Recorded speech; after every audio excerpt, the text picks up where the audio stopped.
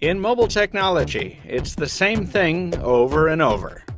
New device comes out, new device gets reviewed, new device gets forgotten. Almost no one follows up, no one follows along, no one sticks around to see how well a gadget ages over time, because there's always something new to drool over. So let's do something about it. Let's take another look at the smartphone that continues to set the bar for phablets in 2015. I'm Michael Fisher with Pocket Now. This is the Samsung Galaxy Note 4, and this is episode 44 of After the Buzz.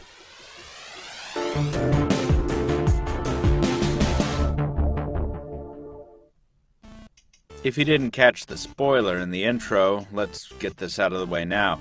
The Note 4 is still the best phablet you can buy in terms of sheer feature load. No one else in this size class has the S Pen or the digitizer that supports it. No one else has a screen and camera this excellent, and few others can match the fit and finish. But the world hasn't stood still in the 9 months since the Note 4 launched, so it obviously doesn't feel as fresh or fancy as it used to.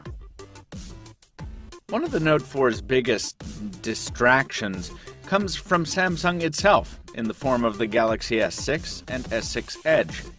The new flagships completely redrew Samsung's design language using curved metal and glass, and the changes were well received, to say the least. While the Note 4 is absolutely the best looking and feeling Galaxy Note to date, its chamfered aluminum sides and leatherette backplate can't help but feel a little, well, not dated, but seasoned. As we foretold in our full review last year, the exposed metal is also quite susceptible to scratching from keys or coins. This particular review device has only been in our pocket for a week, and it's already showing signs of wear. The Note 4 also feels decidedly less futuristic without the built-in wireless charging or Samsung Pay hardware of the S6, and its older swipe-based fingerprint scanner is almost laughably awkward compared to its siblings' press-it-and-forget-it pad. But as we saw in our S6 versus Note 4 comparison, older doesn't always mean worse.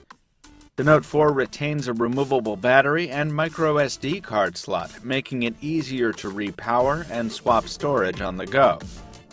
Its display is absolutely stunning in sharpness and color reproduction.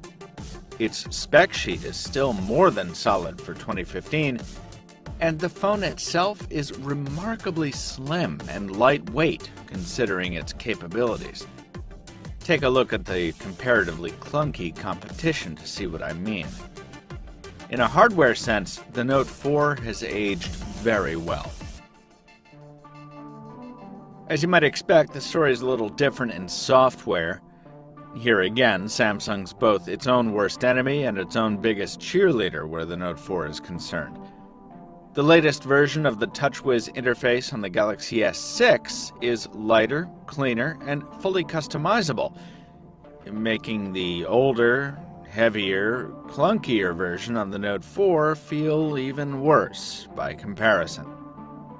Samsung is rumored to bring its new interface to the Note 4 with the Android 5.1 update, though when that might land is unclear, especially given carrier approval delays here in the States. Honestly, the update can't come soon enough, though. We worried in our Note 4 review that the software would age prematurely, and yeah, that's pretty much played out. Animations occasionally stutter. Switching between apps often involves reloading them into memory, despite the huge chunk of RAM. And the UI packs all the frustrations of yesterday, like unintuitive widgets, a sluggish My Magazine, and the cloying guinea pig bloop noise on every tab.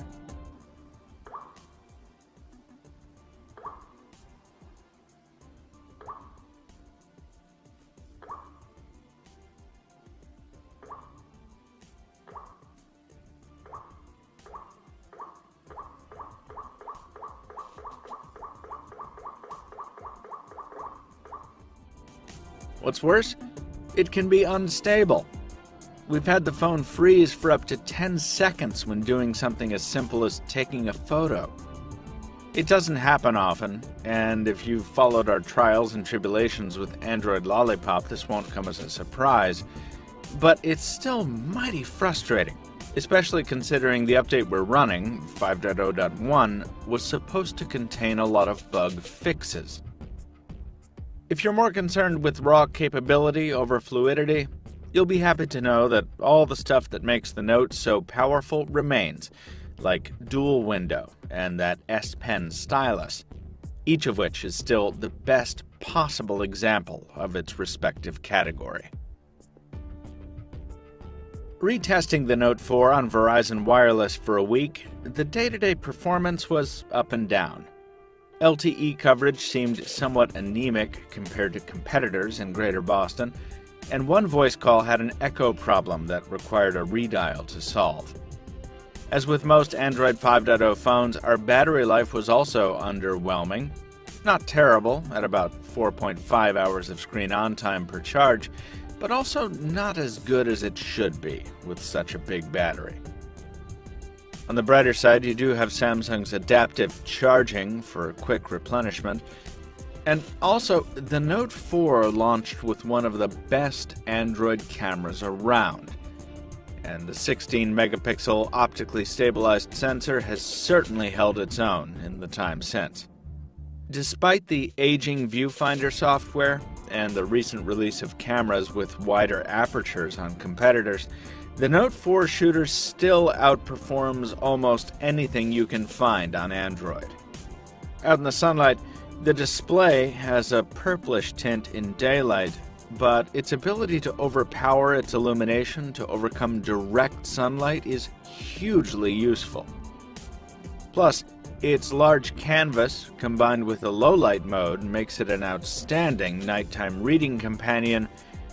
And if you own a Gear VR headset, the high resolution of this screen makes it very well suited for virtual reality when it's inches from your eyeballs.